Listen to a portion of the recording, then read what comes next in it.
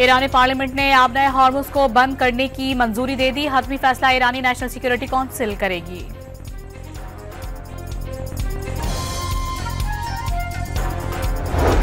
America का ईरानी जौहरी सलाहियत तबाह करने का ऐलान। ईरान ने जवाबी कार्रवाई की तो मजीद सख्त जवाब देंगे। अमेरिकी वजीर दिफा की धमकी। फर्दों पर 14 मैसिव ऑर्डिनेंस बॉम्ब इस्तेमाल किए गए।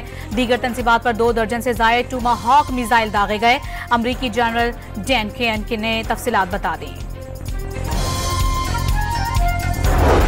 ईरानी सुप्रीम लीडर के मशीर ने कहा है कि افزودہ एटमी मवाद महफूज है। एटमी साइट्स की तबाही मान लेने के बावजूद खेल खत्म नहीं हुआ।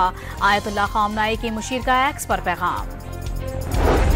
और वजीर आजम शहबाज शरीफ ने कौमी सलामती कमेटी का इजलास कल तलब कर लिया। फील्ड मार्शल सैयद आसिम मुनीर हालिया दौरा अमरीका पर कमेटी को एतमाद में लेंगे।